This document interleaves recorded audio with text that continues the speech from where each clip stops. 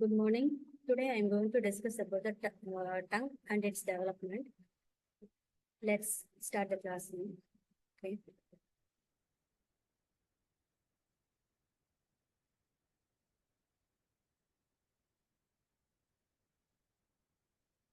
Introduction. So tongue is a mobile muscular organ located partly in the oral cavity, partly in the oropharynx. So the part of the tongue located in the oral cavity and part of the tongue located in the oropharynx. So the pharyngeal part of the tongue forms the anterior wall of the oropharynx. Now, the functions of the tongue. So these are the taste perception. The functions are taste perception, speech, mastication, and deglutition. These are the functions of the tongue. And shape. Shape is conical and shape. So next, presenting part. What are the presenting part we have in the tongue? So the first root and tip and the body. So the root. So the attached part of the tongue is the root. So this is the root of the tongue. Then, so this will be the tip of the tongue. Between the root and tip, you have the body of the tongue. So the tip also called as apex of the tongue. So the next, we will discuss about the root. So it is the attached part of the tongue. Root is the attached part of the tongue. It is attached to the mandible and hyoid. Mandible and head. So root is the attached part of the tongue. It is attached to the mandible and hyoid. Then now, and blood vessels of the tongue enter through its root. So next, tip. What is tip? So the tip is also called as apex. It is the anterior free end. So here you have the apex of the tongue. It is also called as tip of the tongue. So the tip is called as apex of the tongue. It is the anterior free end. It comes into contact with the central incisors. Then body. So what is body? The part of the tongue between its root and tip. So between the root and tip is body.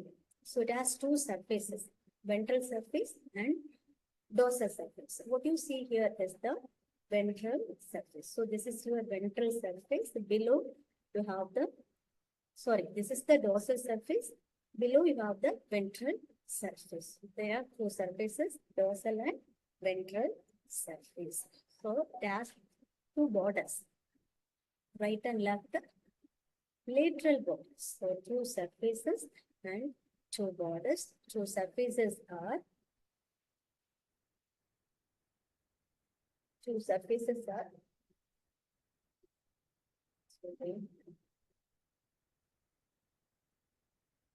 dorsal surface. So what you see here is the dorsal surface. Below you have the ventral surface. If you lift the tongue upward, you can see the ventral surface. That is your ventral surface. Okay, then you have the lateral border. So this is your border. So this is the right and left lateral borders. Okay, so next, dorsal surface. We will discuss about the dorsal surface in detail. Okay. So dorsal surface is convex. Dorsal surface is convex. Has sulcus terminalis. What is sulcus terminalis? An inverted V-shaped groove on the dorsum of the tongue. And inverted V-shaped groove on the dorsum of the tongue, which divides the dorsum of the tongue into anterior 2/3 and posterior 1/3. So here you can see the sulcus terminalis. So this is the sulcus terminalis, which divides the tongue, dorsal aspect of the tongue, into ventral 2/3 and dorsal 1/3. So this is the sulcus terminalis. So anterior 2/3 is the body of the tongue. That is called oral part. The anterior 2/3 is the oral part of the tongue. oral part of the tongue. Anterior two-third is the oral part of the tongue.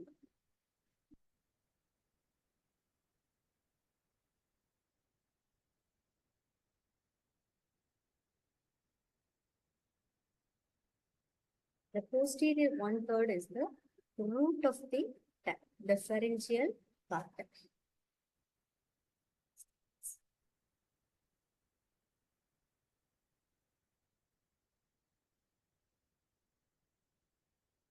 Next, foramen cecum. What is foramen cecum? It present at the apex of the sulcus terminalis. It present at the apex of the sulcus terminalis. So, this is the foramen cecum, a blind foramen which lies at the apex of the sulcus terminalis. It indicates the point of origin of median thyroid diverticulum in embryonic life. Next, median fur. What is median fur? So, it is also known as the median sulcus. The median furrow, also known as the median sulcus. It is the midline groove on the dorsal surface of the groove which divides the tongue into two right and left parts. So, this is the median groove, which we can see on the dorsal aspect of the tongue. So, which divides the tongue into right and left. This is the median line or midline or median furrow. Then lingual papillae. What are lingual papillae? These are the projections on the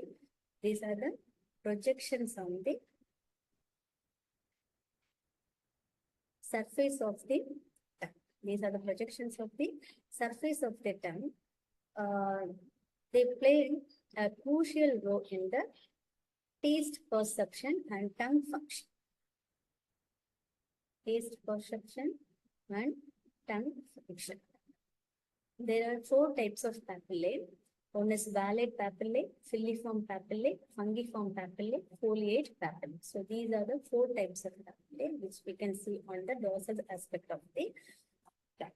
So next, first we will discuss about the valid papillae. So it is otherwise called circumvalid papillae. So they are largest papillae of all. 1 to 2 millimeter in diameter, 8 to 12 in number. Okay, location. So these are located in front of the sulcus terminalis in a V-shaped row. So the circumvalid papillae located in front of the sulcus terminalis, in front of the sulcus terminalis in a V-shaped row. The shape of the circumvalid papillae is truncated cone. Each papillae is surrounded by a circular sulcus. These buds are present in the papillae. So these papillae have taste buds. Okay. So next is the filiform papillae. So the second papillae is the filiform papillae, most numerous. Shape finger-like, have sharply pointed tips. They have sharply pointed tips. Location all over the dorsal surface of oral part of the tongue. There is no taste buds or present in the filiform papillae. So the filiform papillae doesn't have taste buds. Okay.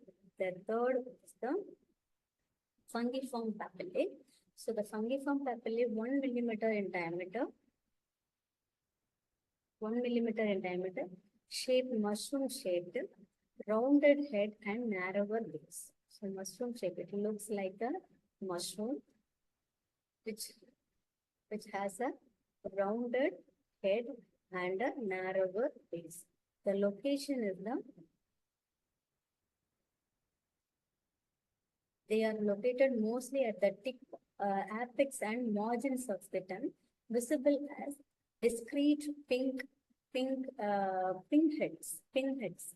Taste buds are present. So these papillae have taste buds. So next, dorsal surface of the pharyngeal part, the base of the tongue or root of the tongue. Okay. So this surface forms the anterior wall of the oropharynx. There is no lingual papillae. A large number of lymphoid follicles are present in the submucosa. A large number of lymphoid follicles are present in the submucosa. They are called the lingual tonsils. So mucosa of this surface is reflected onto the front of epiglottis. Mucosa of the surface is reflected onto the front of the epiglottis as median glossoepiglottic fold. So here you can see the median glossoepiglottic fold, which are reflected onto the front of the epiglottis. Okay. So this is called the median glossoepiglottic fold, which lies between the epiglottis and the glossoepiglottic. Okay, so the median glossoepiglottic fold, which lies between the epiglottis and the tongue. Okay, next, either side of the median glossoepiglottic fold, you will have the lateral glossoepiglottic fold. These two are the lateral glossoepiglottic fold. So in the center, you have the median glossoepiglottic fold. On either side, you have the lateral glossoepiglottic fold. So the space between on each side of the median glossoepiglottic fold termed as epiglottic vallecula. So this space which lies between the median glossoepiglottic fold and the lateral glossoepiglottic fold is called the epiglottic vallecula. Epiglottic vallecula. So next, ventral surface of tongue. So ventral surface of tongue, the mucosa of this surface is thin. The mucosa of this surface is thin, smooth, and purplish. Features of the ventral surface are frenulum linguae, deep lingual veins, plica fimbriata. Now, what is frenulum linguae? So, a midline fold of mucous membrane connecting the tongue to the floor of the mouth. Here you can see the frenulum linguae. See, this is your frenulum linguae, which connecting the tongue to the floor of the mouth. So this is called the frenulum linguae. That's a mucosal fold which connecting the tongue to the floor of the mouth is called the frenulum linguae. So next, deep lingual veins. What is deep lingual veins? Either side of the frenulum linguae,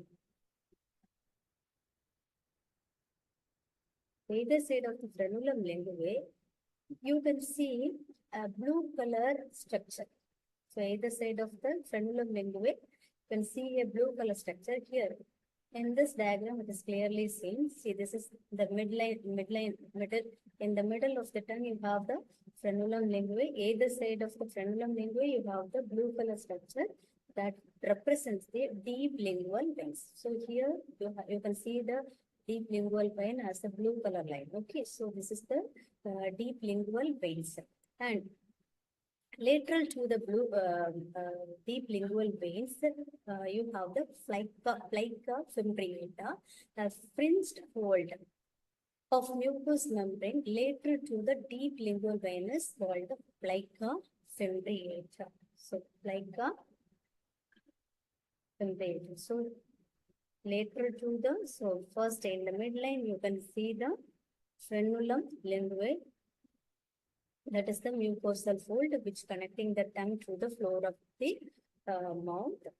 Then either side of the frenulum linguae, you will have the deep lingual veins. Next, lateral to the deep lingual veins, you have the plica fimbriata, fringed mucosal fold. Okay. So here in this diagram, you can see the frenulum linguae, deep lingual veins, and plica filtrate. So these are the structures we can see in the ventral aspect of the tongue. Okay, so next, now we will discuss about the muscles of the tongue. Muscles of the tongue. So there are two types of muscles. One is extrinsic muscle, another one is intrinsic muscle. So extrinsic muscles, they take origin from the structures outside the tongue and inserted into in the tongue. They produce movements of the tongue and change the shape of the tongue. Now the intrinsic muscles. So the intrinsic muscles lies within the tongue. They can change the shape of the, they can also change the shape of the tongue. So first, each half of the tongue contains 4 intrinsic muscles and 4 extrinsic muscles. So extrinsic muscles are genioglossus, hyoglossus, styloglossus, and palatoglossus. And intrinsic muscles are superior longitudinal, inferior longitudinal, transverse, and vertical muscles. So next, we will discuss about the genioglossus muscle. This is the safety muscle of the tongue. A fan-shaped muscle forms most of the bulk of the tongue. Okay, which forms the most of the bulk of the tongue.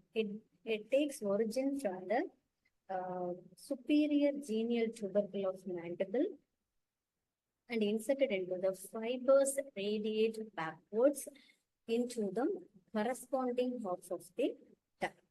Then it has three types of fibers. So the genioglossus muscle fibers are divided into 3 types: lower, upper, and intermediate fibers. So the first lower fibers inserted into the body of the hyoid bone. Intermediate fibers pass beneath the anterior border of the hyoglossus. Upper fibers turn upwards and forwards, extend up to the tip of the tongue. Action protrusion of the tongue. So next, hyoglossus. So a flat quadrilateral muscle. It takes origin from the upper surface of greater cornea and adjacent part of the body of the hyoid bone. Inserted into the side of the tongue between styloglossus laterally and inferior longitudinal muscle medially. The actions are depression of tongue and retraction of the tongue. So,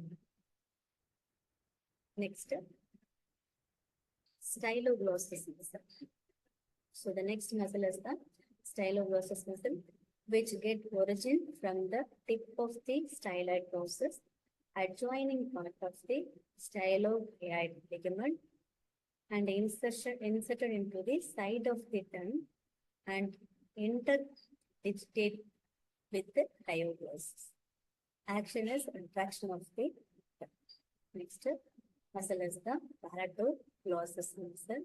So the palatoglossus muscle take origin from the oral surface of the palatine aponeurosis. Inserted into the side of the tongue. Action is pulls of the tongue. So next, so we have done with the extrinsic muscle. Now we will discuss about the intrinsic muscles of the tongue. So there are 4 types of intrinsic muscle. One is the superior longitudinal, inferior longitudinal, and transverse vertical muscles. So here you have the superior longitudinal muscle, and then you have the inferior longitudinal, superior longitudinal muscle, inferior longitudinal muscle, transverse fibers, the fibers running transversely. These are the transverse fibers, transverse muscle, and vertical. So these are the 4 intrinsic muscles of the tongue. So now we'll discuss about the blood supply. So the blood supply of the tongue is provided by lingual artery. The chief artery of the tongue is the lingual artery. Then tonsillar branch of facial artery, ascending pharyngeal artery.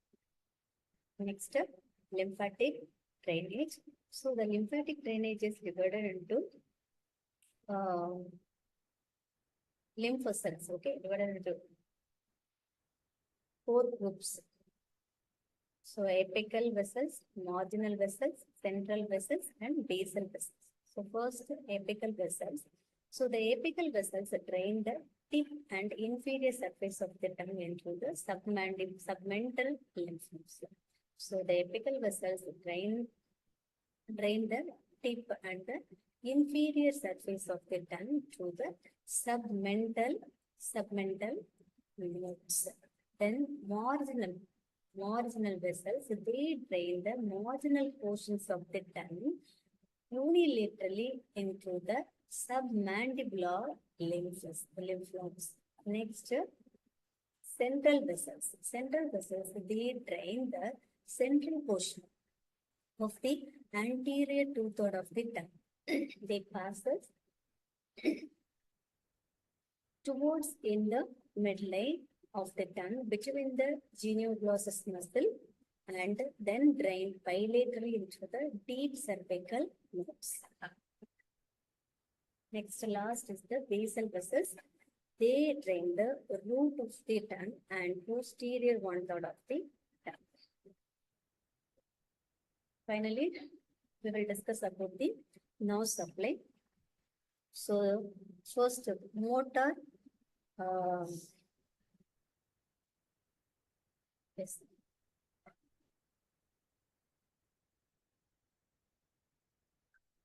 So all the muscles, the motor supply is provided by hypoglossal nerve to all the muscles except the palatoglossus, which is supplied by cranial root of accessory nerve. So all the muscles is supplied by hypoglossal nerve except the palatoglossus. Next is sensory supplies the anterior two-third of the tongue is supplied by the general sensation is provided by the lingual nerve. The special sensation is provided by the chordatic companion. The posterior one-third of the tongue, both the general and special sensation is provided by glossopharyngeal nerve. The posterior most part is provided by internal laryngeal branch of superior laryngeal. So next, development. So these are many pharyngeal arches arranged in the neck. So before we discuss about the development of the tongue, we have to discuss about the development of the discuss about the pharyngeal arch. Then only we will understand the development of the tongue. Okay, so here in this diagram, you can see the pharyngeal arch. This is your pharyngeal arch. These are the many pharyngeal arches. There are many pharyngeal arches arranged in the neck. This is the inner aspect of the pharyngeal arch apparatus. These are the cut ends of the pharyngeal arches. See, these are the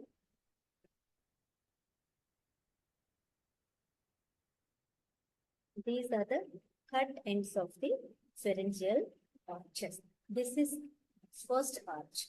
This is second arch. See here on this side. So this is the first arch, second arch, third arch. So then fourth arch, fifth arch usually disappear, and this is the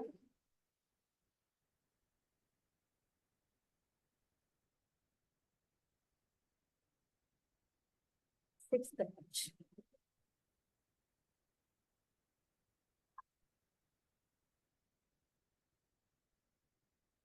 Sixth arch. Okay.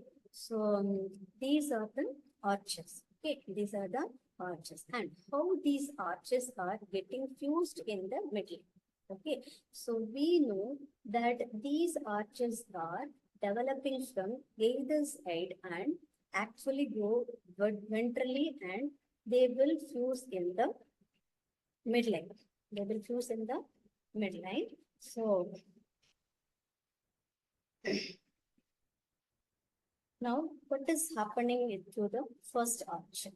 As the first arch grows medially, the medial most end of the first arch, they giving rise to two swellings. Okay, the first arch gives rise to two swellings, the lingual swellings. So the lingual swellings. So the medial most end of the first arch, they giving rise to two swellings. These two swellings are known as lingual swellings. So these two swellings are known as lingual swellings. Now you can see another swellings lying between the first arch and the second arch. Okay, again in the midline. So this is known as tuberculum impar. What is the difference between the lingual swellings and the tuberculum impar? The lingual swellings we are getting two in number, whereas the tuberculum impar it is just a single swellings. Okay, so these two are the lingual swellings. So this is the lingual swellings. This is the tuberculum impar. Now, just behind the tuberculum impar, so this is the tuberculum impar. Behind the tuberculum impar, you can see a opening. So this is the opening that is known as foramen cecum. Foramen cecum. What is foramen cecum?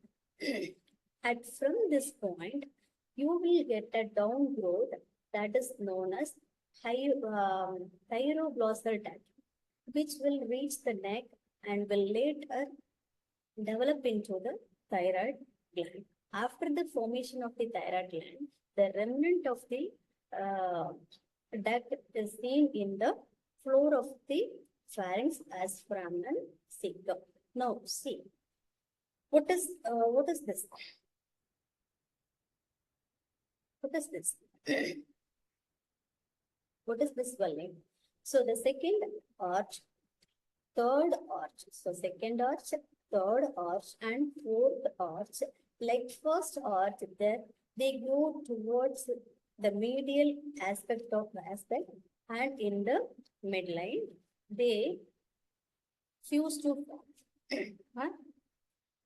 they fuse together and form one single swelling.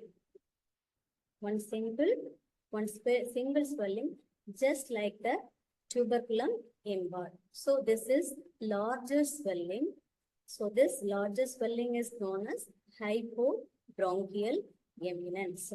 It is a single swelling and it is formed by the fusion of ends of second, third, and fourth arches. Okay. If you look at the hypobronchial eminence, it is having cranial and caudal part. Here you have the two parts. So this is the cranial part of the hypobronchial eminence. This is the caudal part of the hypobronchial eminence. The cranial end is contributed by second and third arches. The caudal part is contributed by the fourth arch. Okay, that is how the hypobronchial eminence is formed.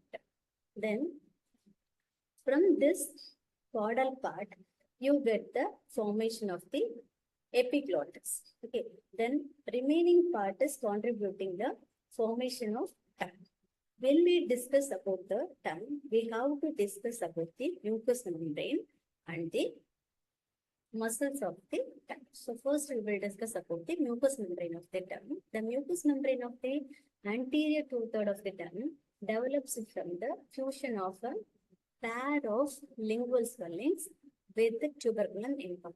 The lingual swellings appear as endodermal thickening at the anterior ends of the first pharyngeal arches. Next, the tuberculum impar appear as the median swellings just behind the lingual swellings between the first and second pharyngeal arches. The tuberculum impar soon disappears, thus the oral part is mostly bilateral in origin. Then the lingual swellings fuse in the midline, forming medial sulcus The mucous membrane of posterior one-third of the tongue develops from the cranial part of the hypobronchial eminence. The hypobronchial eminence appear as a medial swellings due to thickening of endoderm connecting the ventral ends of second, third, fourth pharyngeal arches. It soon divides into two parts, cranial part and the caudal part. So the cranial part related to the second and third arch, caudal part related to the fourth and fourth arch.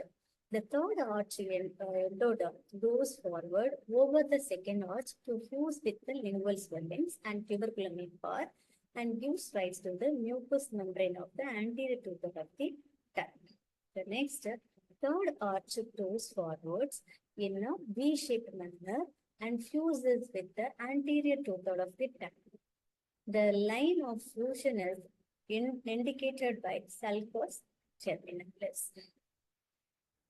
Then, mucous membrane of the posterior most part of the tongue is derived from the fourth pharyngeal pouch. The foramen cecum represents the site of development of thyroglossal duct forming thyroid gland in the embryo. So now, this is about the mucous membrane, which is an endodermal derivatives. Now, coming to the muscles of the tongue. So, in the cervical region, you have the pre-vertical somites. Each cervical somite will have dermatomes, sclerotomes, and myotomes. So, the myotomes develops the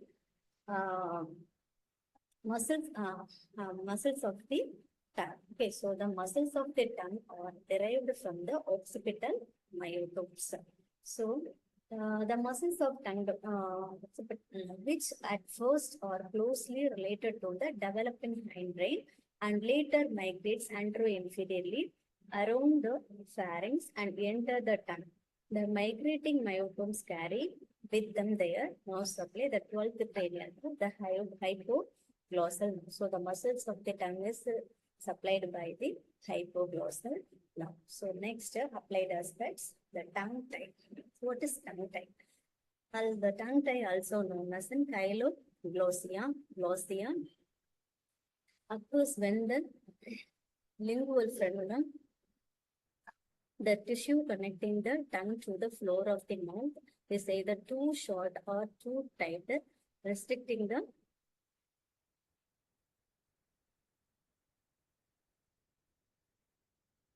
movements of the tongue.